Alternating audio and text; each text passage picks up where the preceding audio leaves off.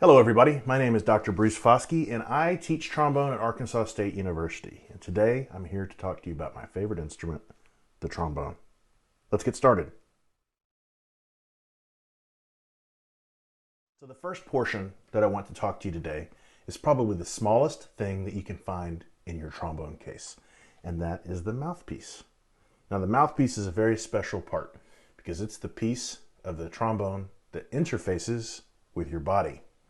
And since these are wind instruments, we use our lungs, our tongue, our lips, our teeth, all of this to help make the sound on the instrument. So if we can make everything work here, then it'll be much easier when we get to the instrument. So let's talk about how we can make the sound on the mouthpiece. I'm going to walk you through step by step.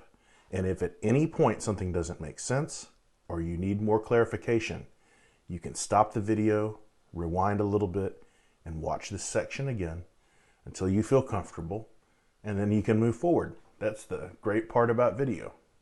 So the first part of making an embouchure, which is the fancy French word for setting up the face, is to say, Imagine that you had a really, really good meal, or you're thinking about something. Or, that was good. So you're going to say, and I want you to hold that position. Now I'm not flexing my face very firmly. It's nothing like that. But it's just the lips touching so that nothing can get out, so that they're sealed. Step 2 is to place the mouthpiece more or less in the center of the lips. So you want about half of the mouthpiece on the top lip, about half of the mouthpiece on the bottom lip, and you want it equidistant from the center, side to side. So, Then step 3, when the mouthpiece is on the face, you're going to take in a breath through the corners of the mouth, and you're going to send that wind back out through the mouthpiece. It's basically like a funnel. We're going to direct the wind through the mouthpiece.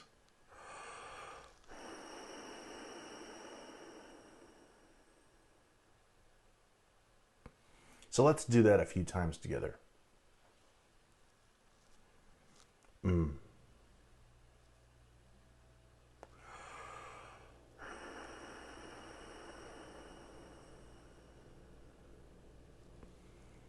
Take a second and rest your lips. And we're going to do it again.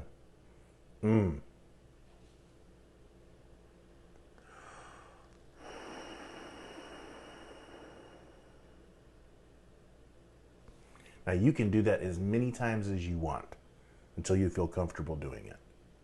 And then we can move forward. Now this is the fourth and final step. See how easy this has been? So we're going to say, We're going to place the mouthpiece more or less in the middle of the lips. We're going to take a breath and blow wind through the mouthpiece. And then we're going to move the lips until they vibrate. For some of you, the lips are going to come together. And for some of you, they're going to be further apart.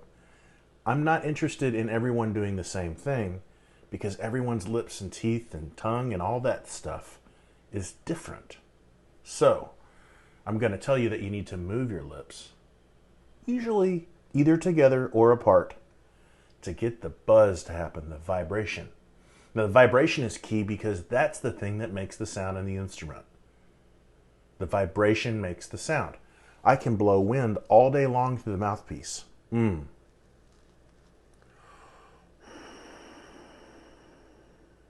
And it doesn't sound like a trombone. It just sounds like a wind tunnel. But the key ingredient is the vibration. So we're going to take those steps.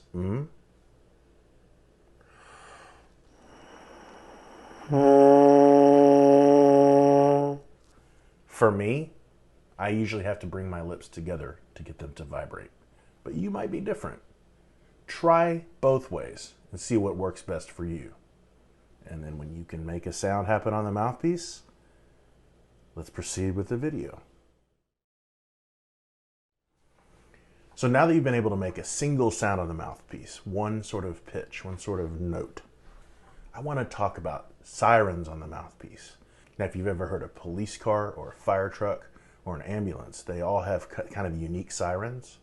And so the siren that we're going to do on the mouthpiece, we're going to go from low to high, and then from high to low, and then low to high to low, and then high to low to high. So I'm going to demonstrate a few of these for you.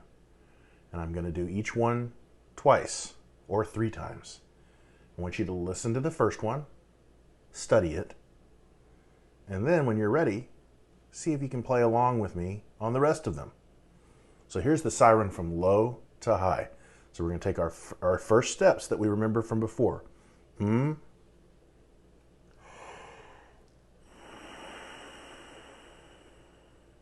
So we're going to say that from now on, that's going to be called set.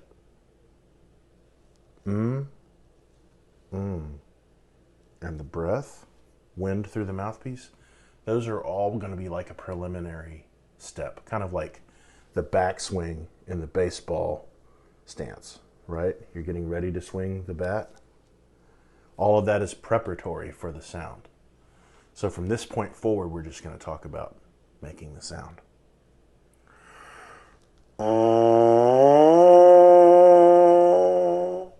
So I went from a low sound to a high sound. Now the way that I did that is I tightened the lips a little bit, sped up the air.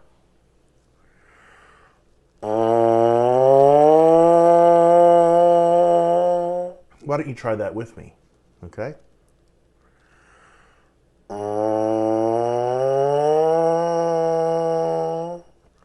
One more time.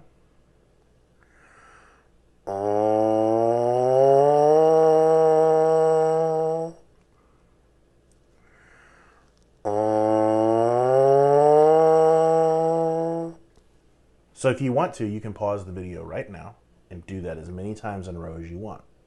And when you're ready, we'll move on. And the next step is to siren from high to low.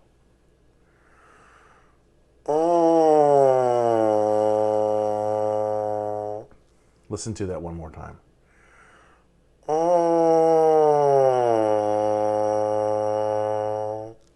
Why don't you try that with me now?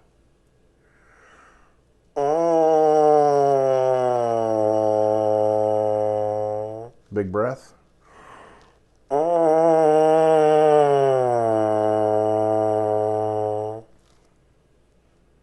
Now take a second and notice what you had to do with the lips and with the wind to get that siren to happen from high to low, as opposed to what you did to go from low to high.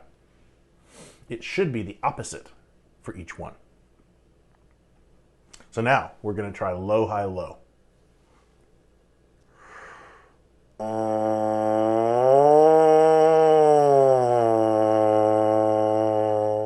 Try that with me. Big breath.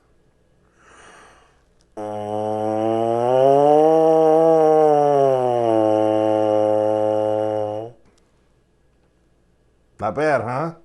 Probably easier than you thought it was going to be. Again, you can pause the video at any point and try something a few times, and then you can resume the video. Now we're going to go from high to low to high.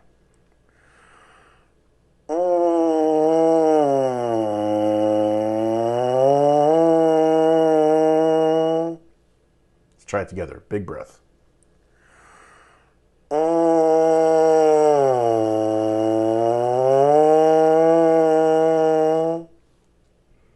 And that is playing the mouthpiece. It's not as hard as you think, but it takes just a little practice to get comfortable with it.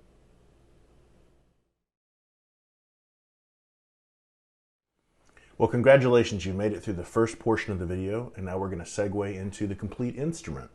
Now, I thought about putting this at the beginning, but I really think that the mouthpiece portion is super important, and it should be the first thing that you do. And then we can segue into the main instrument. I'm going to walk you through the parts of the trombone, how to hold them, how to carry them, how to keep from damaging them, and so you can learn how to successfully put your instrument together rather quickly. So I'm going to turn to the side now so you can sort of see the instrument being put together, sort of from the perspective that maybe you need to be able to see it. So if I have to adjust my camera here, you'll have to excuse me. So I have a few parts for my trombone here. And I want to start with the slide. This is the part that makes the trombone unique and different from the other brass instruments. It's the only wind instrument that has this type of pitch changing mechanism. Now, the slide itself is very delicate, and it's important that you hold it from what I like to call the box end. See how this section right here makes a box or a rectangle? You're going to hold it from the box, and you're going to hold it from the crook at the end, the rounded part. Never, ever, ever should you grab it in the center and grab it that way, or grab it by one of these tubes. Here's why. In order to make the trombone slide light enough to move quickly, it has to be very, very thin metal. And the tolerance between the outside slide and the inside slide is very tight. It needs to be loose enough so that the slide can move, but tight enough so that air doesn't leak out everywhere.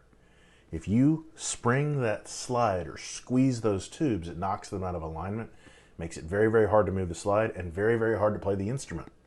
So when you take the slide out of the case, your case might be slightly different. Some have bars that you have to turn in order to pull the slide out to remove it. Some have snaps and pieces of leather or Velcro. Others are just sort of thunk, they're popped down in. But it's likely going to be laying down in your case something like this. So when you pick it up by the box and by the crook. And then we're going to place the crook, the curved part, usually has this black knob on the bottom. Mine is kind of worn through. But you're going to place the crook end on the ground. Now the way that I set this up, you see how the top tubes are two different height? I'm going to set it up so that the longer tube is to my left when I set it on the ground. And that's the slide. Now you want to take care of it. You want to be careful with it. Don't be afraid of it. It's not going to fall apart. As long as you treat it well, it's going to treat you well. Now the next section of the trombone is really the only other part that we have to talk about today, because I've already introduced you to the mouthpiece, I've already introduced you to the slide, and now I'm going to introduce you to the bell section. Now the bell section is called the bell section because it contains the bell. Pretty simple, right?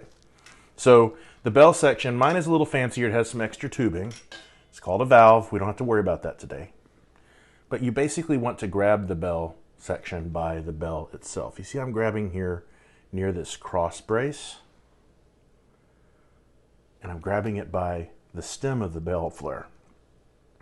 Now I'm going to place this bell on the longer of the two tubes. So I'm holding it up so that you can see, because if it was on the ground you wouldn't be able to see it. But I'm going to place the short tube of the trombone bell onto the long tube of the trombone slide. You notice how it's flat here? It doesn't look like trombones that you might have seen. It will in just a second. We're going to place it on the ground, and then we're going to swing out the bell away from us so that it's going to go from this out and away, clockwise, away from you. And then you have this small lock nut down here. We're going to tighten that lock nut until it doesn't move. There's no point in wrenching it down because you want to be able to take this instrument apart later. If you tighten it down too far, you won't be able to untighten it later. And that is an assembled trombone. The only other thing that we need to do is take our mouthpiece, which we know from before. We're going to place it in the tube that doesn't have anything attached. It's the only open tube that's left. And you're going to put it in and give it a quarter turn clockwise. And that's going to seat the mouthpiece with friction. And the mouthpiece should never fall out of your instrument. And that is the assembled trombone. Now the next thing that we've assembled our instrument and we know how to make a sound on the mouthpiece, I'm going to teach you how to hold the trombone. Now, you're sort of seeing a reverse image of what you would see if we were standing next to each other, but all of the trombone is held with the left hand. So we're going to make an L for left with our left hand. See, my fingers are curled down here, my pointer finger is out and my thumb is out. We're making an L for left. And we're going to take the trombone. And remember how when we put the bell in and swung it forward away from us, it's sort of in this position. I'm going to hold it like you would see it, like you would see yours. We're going to take that L and we're going to point it. We're going to place these three fingers inside the box that I talked about before. We're going to place the pointer finger across the slide towards the mouthpiece. Now on your trombone, your thumb may go around the cross brace. Mine is going to go on this trigger assembly. I wish I had my other trombone here with you, but you know, I had to take from work what I could take, and so I'm using my trombone with the valve. But your trombone will have a brace like this one, or these, that goes across here. Simply wrap your thumb around the brace. Okay? So that's holding the instrument. All of the weight is held with the left hand. That allows the right hand to move the slide. Now there's this little contraption at the top, and I'm going to zoom in here so you can see. This is called a slide lock. This slide lock will save you thousands of dollars in repairs, because if you keep your slide locked when you're not moving it, it can't fall off. It can't fall off and make that big crashing sound. We want to avoid making the crashing sound if ever possible. So you do your best to keep the slide locked when you're not playing. And then right before you play, you can reach up with the thumb or the finger, unlock the slide, and now it's movable. Now we move the slide with a kind of specific hand grip. I kind of have one way that I teach to do this. It's very simple. We're going to hold the slide with the thumb and the first two fingers. The other fingers are going to be curled under and out of the way. And it's pretty simple what we do. We take this bottom line of the box that we talked about. We place the thumb inside the box and the two fingers underneath the box. And we can use that grip for all the slide positions. I'm going to talk about the slide positions later, but that's how we move the slide. So the left hand holds the weight of the instrument and the right hand moves the slide.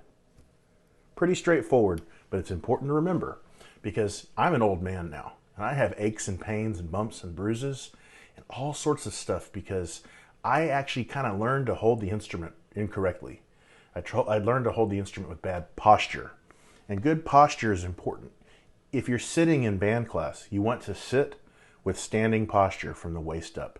That means that from the waist, or from where you're seated, all the way up to the top of your head, should have the same kind of posture that you use when you're standing.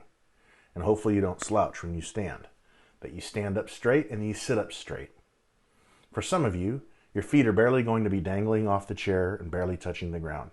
Others of you are going to be super tall and your knees are going to feel like they're all the way up towards your shoulders. But most of you are probably the right height for the chairs that you have. You want to try to sit flat on the floor, both feet on the floor, sit up tall, bring the trombone up so that it rests against the neck. Now I'm going to turn around here so that you can see from the other angle because I know it's kind of awkward here. And I have the headphones on, but hopefully you can see. So I'm holding the trombone like we talked, and I'm bringing the trombone up into position, and it's up against the neck. Some of you may rest it on the shoulder because your neck is sort of short and it's all kind of compact, and that's okay. But for me, I do better when I rest it against my neck. And then notice that the mouthpiece here is where it needs to be. So why don't you do that with me a few times? We're going to go from resting position where we're holding the trombone, and we're going to put the trombone in playing position. And then we're going to go back down. And you can rest the trombone on the ground the same way that you rested the slide on the ground when you were assembling the instrument. Notice that my trombone is here. It's comfortable. I'm holding on to it with one hand. I would prefer that until you get used to it, that you hold on to it with two hands pretty much all the time. But you will get to where you get comfortable holding it with one hand. Just don't get too comfortable. And the next thing you know, your trombone is like falling towards the ground. Okay? So that is holding the instrument. So congratulations, you're like a big portion of the way there already. So if you have any questions about how to assemble the instrument or how to hold the instrument, you can always go back and reference the stuff that I've talked about here. Watch it as many times as you need to before you move forward.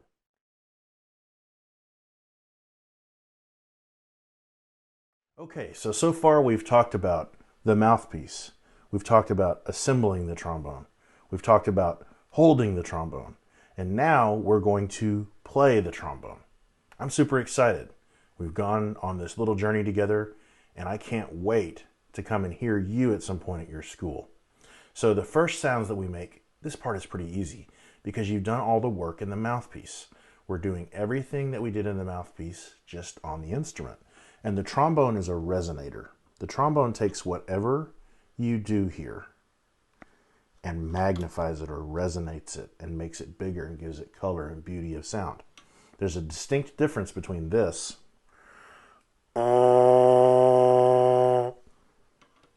and this.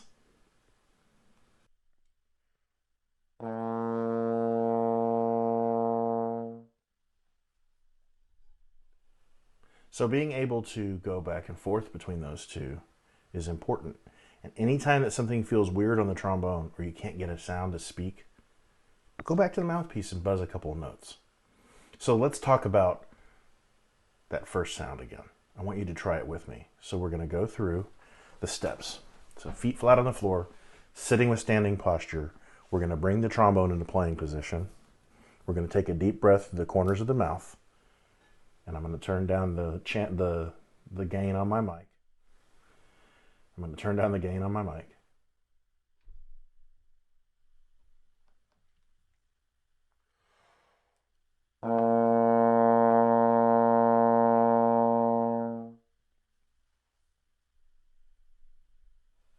Why don't you try that with me now? Now, it doesn't matter what note comes out. If your note is higher than mine, that's okay. If we're on the same note, great. But either one is okay.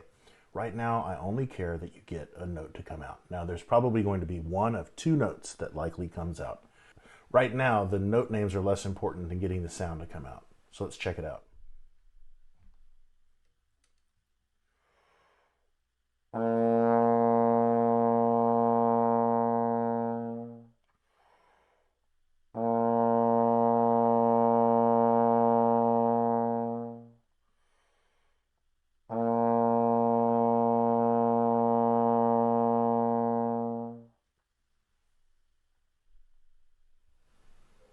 Now you might feel a little bit lightheaded. It might be a little bit strange to use that much air. But I want you to go back and do that as many times as you want. Now I'm going to do 3 more notes, but it's going to be the higher note because I know that some of you made the low note speak, but some of you are going to be naturally inclined to make the higher note speak. And I want to make sure that I take care of you as well. So I'm going to play a few of the higher note so that you can have both here to play along with.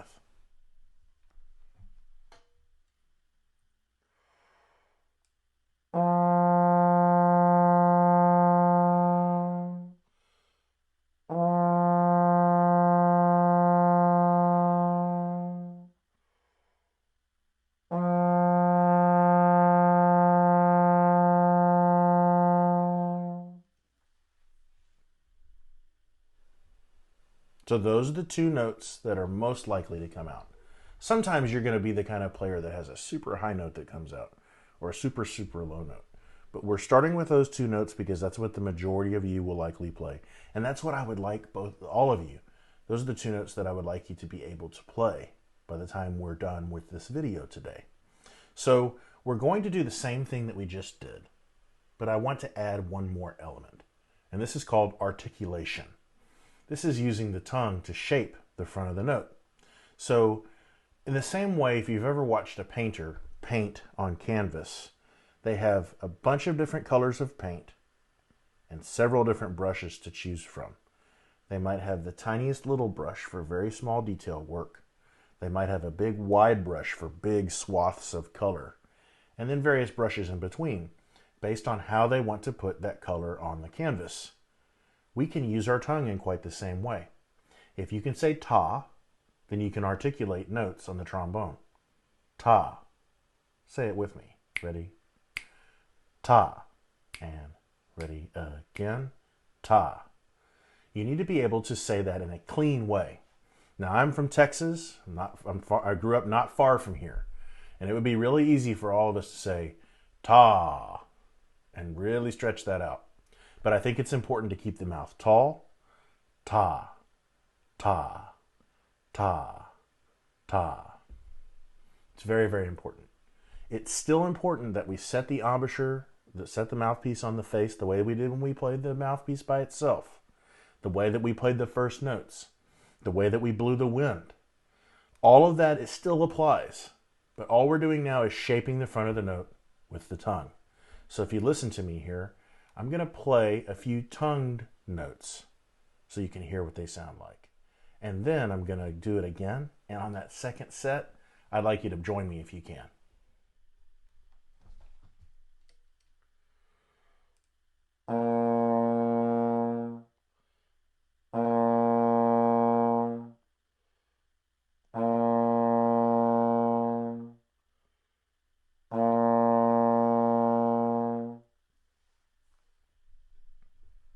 How about we do that together now?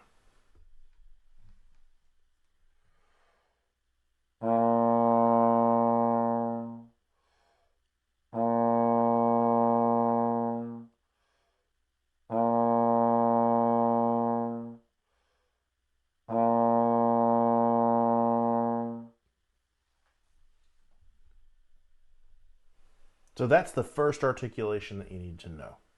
And that's all that we're going to talk about today with articulation. Again, this is just an introductory video to give you some of the basics that you need to get started. There are tons of different ways to articulate. There are tons of different strengths of articulation. You can articulate very firmly for a very crisp and clean note start. And you can also have the softest of note starts when you're connecting a bunch of notes together in a more lyrical singing style. But I'm going to leave that to your band directors to explain to you, because everyone does that a little differently. And I think it's important that you follow what your band director asks you to do. So now we're going to take two of those notes and we're going to connect them together. Okay? Now the way that we do this is we're going to articulate the first note. And then we're going to use our wind and the shape of our lips to make the other note come out. Now, do you remember when we did the sirens on the trombone mouthpiece? We're going to do a couple sirens together here now. Listen to this. I'm going to articulate the first note, and then I'm going to siren up to the other note.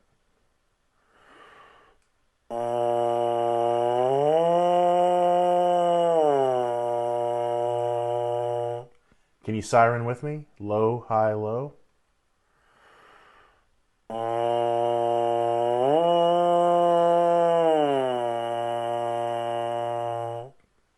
Good. Now we're going to do the exact same thing into the trombone. And if you can use your wind, if you can use your lips, if you can use your tongue, the way that you did to successfully buzz on the mouthpiece, then you should be able to do this next thing pretty easily.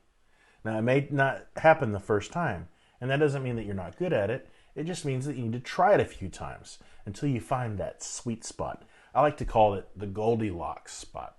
So do you remember in the story of Goldilocks and the Three Bears, how she came along and she found the bear's cabin, and the porridge, the dad's porridge was too hot, the mom's porridge was too cold, and the baby bear's porridge was just right, and the papa bear's bed was too hard, the mama's bed was too soft, and the baby bear's bed was just right. Well, we have to find that spot, that Goldilocks, that baby bear spot that's just right. And that just takes a little bit of practice, a little bit of experimentation until you figure out what works.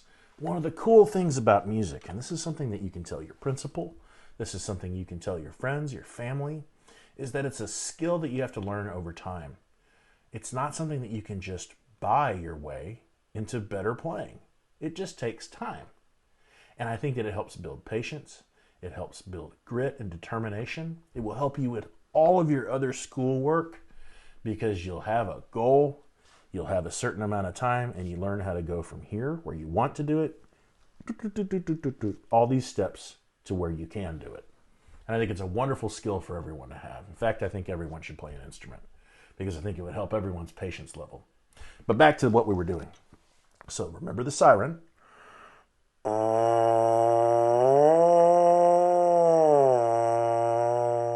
Now we're going to chop that siren in half. First, we're going to go from low to high.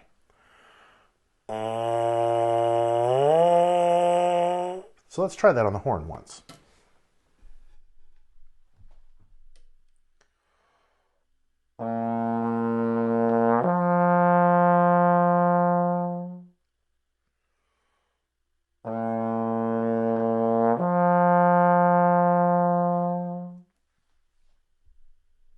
Now, one of the things that you're going to notice is different when you do this on the trombone versus just the mouthpiece. You're going to notice that on the trombone, the note kind of bumps out. You'll be glissing or sirening along, and then all of a sudden you'll pop up to the next note. And then if we started high, you'll notice that you pop down to the low note. That's okay. That's using the acoustics of the instrument to help you find the notes. It's kind of like a helper along the way. There's a big fancy word for that, or fancy term for that, called the harmonic series. But we're not going to go into that today. Just know that helper is there to help you notch those notes into place. And by using the siren and learning how to keep the buzz going the whole time, you can extend those slurs. These are what they're called, slurs. You can extend these up way through the instrument's range. It's amazing how many notes the trombone can play. But it all starts with being able to play two notes. Well, really one note, and then two notes, and then three notes, and then four notes. But remember, this is an introductory video.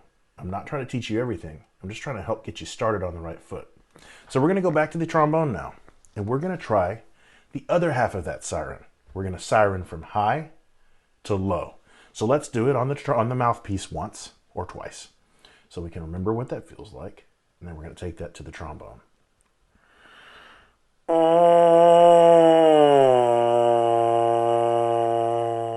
One more time, big breath.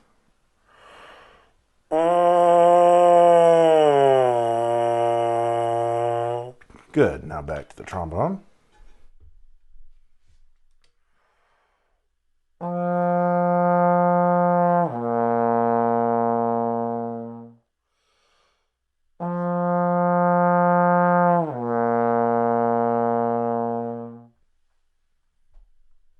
Now, if you notice, there was a moment in there when it started to sound like the siren. Dee-ah. What you can do is you can speed up the siren so that it goes from note to note much more quickly.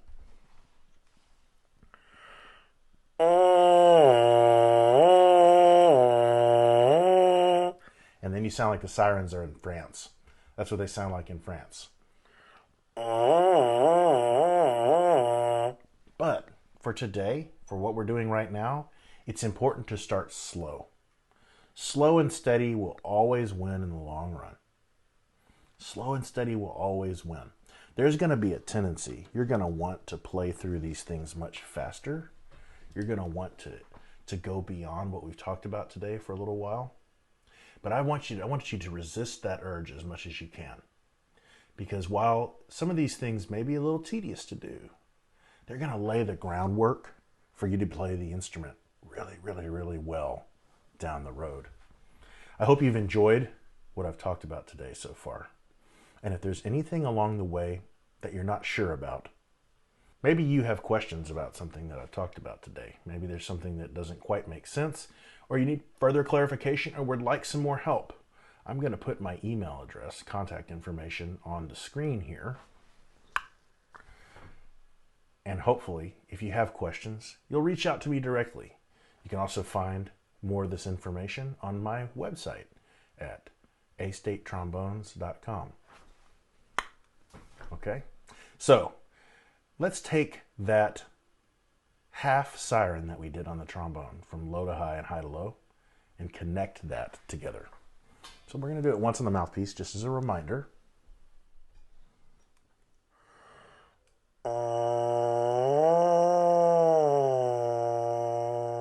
Can you do that with me?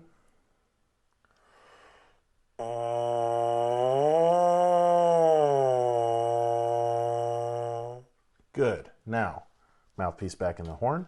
We're going to do the same thing on the trombone.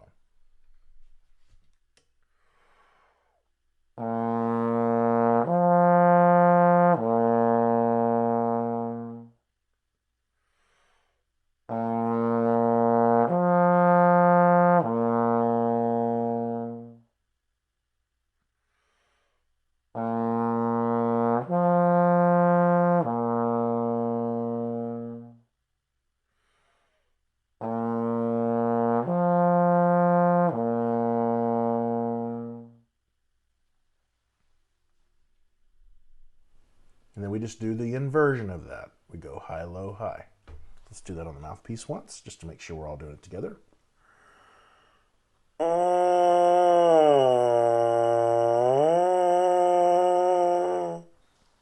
trombone.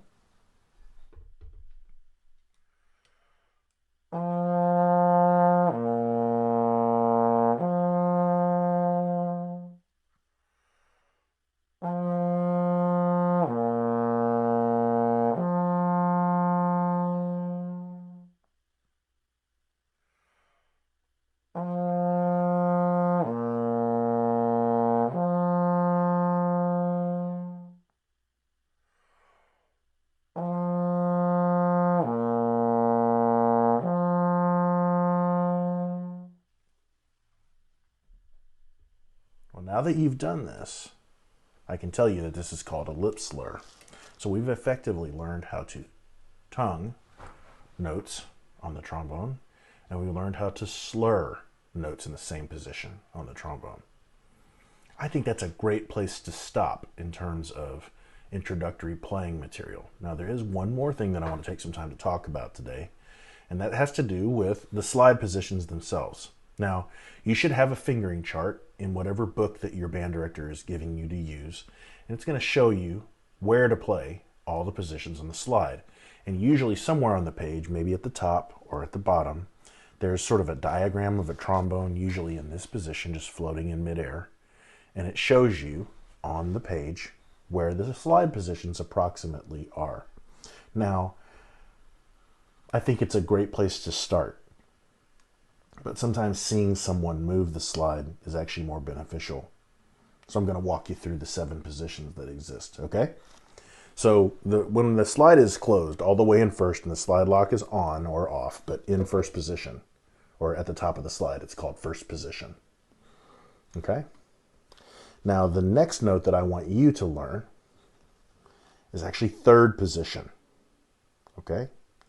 So we have first position, and third position is where this cross brace, this part of the box that we talked about at the beginning, and that is lined up more or less with the bell. Okay? Now, with those two firmly in place, getting comfortable between first position and third position. First position, third position. First position, third position. And now, more or less between those two is second position. Okay? So we have first position, second position, third position. Now, where the second position and third position go, ultimately are going to be dictated by your ear and by your tuner. Now, second position is the immediate position below first.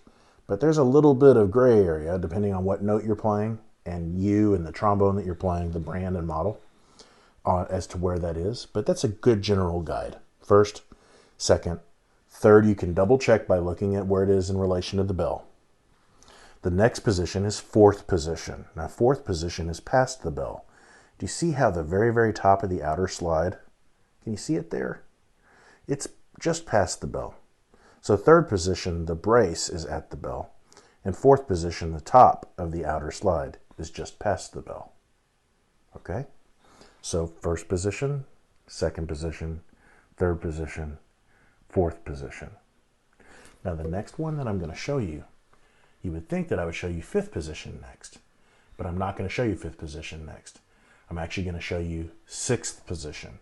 The reason I'm going to show you sixth position is that for many of you, sixth position is a comfortable arm reach out. So, first position, second position, third position, fourth position, sixth position. See what I'm doing here? Can you see it on the slide? 1, 2, 3, 4, 6. Now, the reason that we're doing sixth position before fifth is that comfortable arm reach. You come in just a little bit, and basically between fourth and sixth position, you find fifth position. But it's much easier to find fifth if you have the reference point of a comfortable arm reach. Now, for some of you, if you're on the short side, it's okay. You probably haven't hit your growth spurt yet. Sixth position might be a real reach. And so it may not be your actual comfortable arm reach, but when you reach sort of adultish heights, That's likely going to be where you find 6th position. Now, we've talked about the top 6 positions, but there's one more, 7th position. 7th position, we go to that comfortable arm reach of 6th position, and then we extend the slide out. And for me, because I'm only 5'9", my thumb comes off of the slide a little bit. I can't hold it as well as I hold the other positions, but I cradle the slide in my fingers. My fingers are curved and they're holding on to it. But for right now, when you're first getting started, you're not likely to need 7th position very often. That's going to be kind of like a rarity for you, at least for the first few months. And the cool part about being your age is that you're growing all the time. So by the time you get to 7th position, you should be able to reach it. Okay? So those are the trombone slide positions. That's where they live on the slide. Now there's a lot of notes for each of those positions. Do you remember when we did the lip slur? Well, that's really loud. Do you remember when we did the lip slur? We have the 2 notes. There's a lot more notes than those 2. And so you want to make sure that you understand all 7 positions, because let's say there's 7 positions and 7 notes per position. That's 49 notes in the trombone that you can learn. So there's a lot of stuff going on there.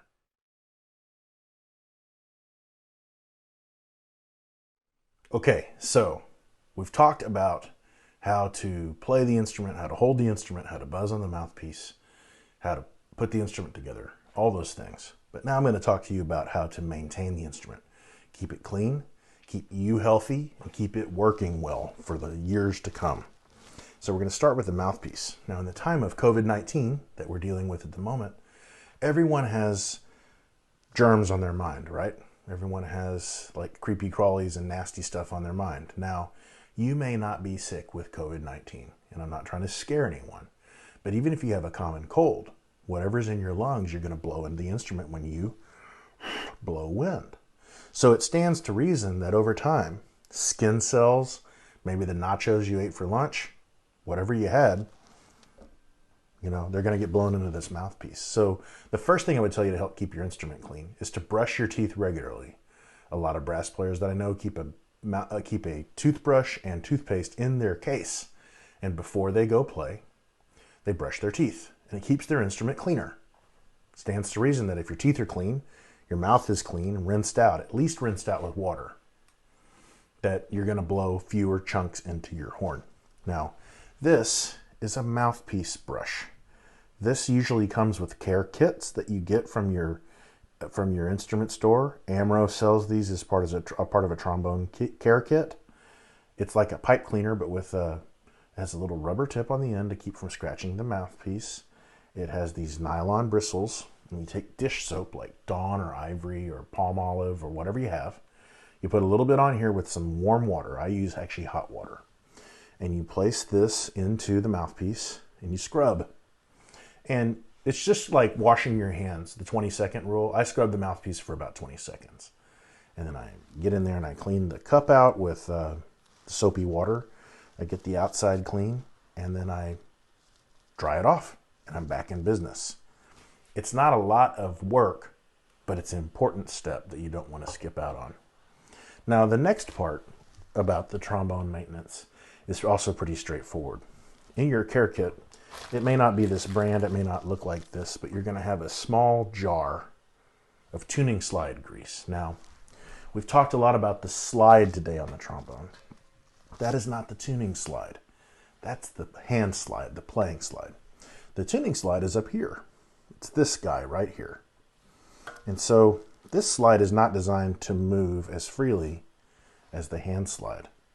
So you take this slide, this lubricant, which this version, I think this stuff is white, but no, it's that same sort of color. Kind of looks like lip balm, or I don't know.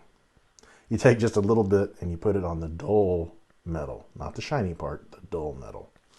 And then you do that on both tubes of the tuning slide, and then you very carefully place that. It doesn't take much. You very carefully place that back in the instrument. And what that does is it helps creates the seal. It helps keep the slide from getting stuck.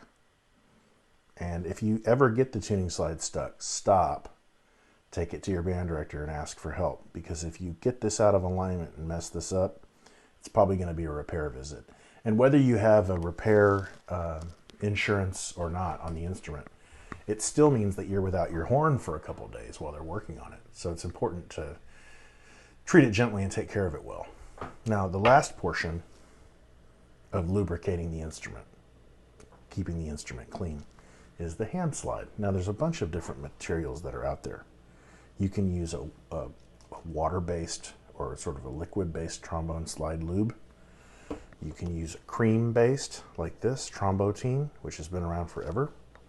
Use that in conjunction with a water sprayer, just for little drops of water on the slide. But the only one that I don't want you to use is slide oil. I know it says slide on it, right? So you should be able to use it. Don't use it. These others are so much better. Some of these others are just as convenient. These are both liquid-based in a bottle, and you can just, you put several drops of this on each slide and then work it in, and you're done. And so it's important to keep this slide lubricated because, like I said, it's a tight tolerance. Remember I said that at the beginning when we're taking gentle care of it. But you simply shake up your liquid material. You put a few drops on the bottom of the inner slide. It doesn't take much. You work that into the slide. And you're done. Now, if you use a cream, like the Trombotine, you're going to get your fingers messy. You take just a very, very slight amount of this. I mean, just like, almost can't, I don't want to squeeze it out too much here. Not much more than that right there. One for each tube. You work it in on the bottom of the tube. You don't worry about putting anything up here. It only needs to go on the bottom portion. These are known as the stockings. I don't know if you can see here, but there is a point on the slide where, my slide needs a cleaning, where the tubing gets thicker. You can see kind of a line where it changes. You only need to place the product, whatever you use, down here. Now, when the slide is disassembled like this, it's at its most vulnerable. It's most likely time to get damaged. So you want it to be in this position as little as possible, which is another reason why I advocate for the liquid material, the liquid lubricant, because I can simply leave the trombone assembled, drop my lubricant on the slide down at the bottom without taking the slide off, working it in, hitting it with a little water. And this little spray bottle you can get anywhere. The music store might have them. If they don't, you can go to Walmart to the hair care aisle, and they're like 99 cents a bottle. And that's sort of all I have for you today. But it doesn't have to be the last time that you see my face and you hear me talk about the trombone. Like I offered before, I'm available to answer your questions pretty much any time. And I know that in some cases it might be weird to reach out to a college music teacher with a question about something. But, you know, we're all in this together. I'm here to help. I love working with students. And so if there's an opportunity to help somebody out, I'm going to jump at that chance. So once again, here's my email address, contact information.